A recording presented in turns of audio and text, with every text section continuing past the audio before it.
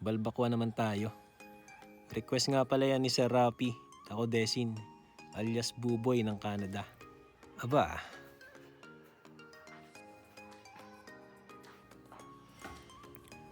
paa ng baka tsaka balat ng baka ang piyesa natin gagamitin dyan.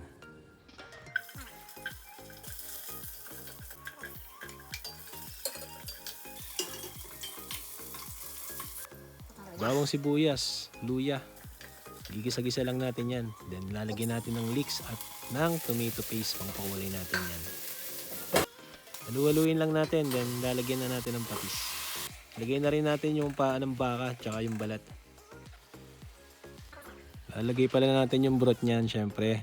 Then tubig. Nakulangan ako sa kulay kaya naglagay pa ako ng konting aswete. Ilalagay na natin yung pork and beans. Maglalagay na rin tayo dyan ng laurel, paminta, siling green tsaka siling pula, star anise. Then yung ating onion leeks. Okay na yan. Nakakalimutan ko pala ang mani. Maglalagay tayo ng konting mani dyan. Dinikdik lang natin dyan. Then panghuli, lalagyan na natin ng patis.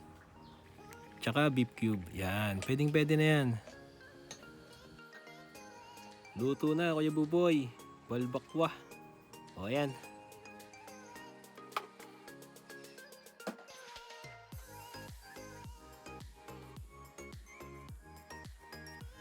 Tatagay tayo ng isa.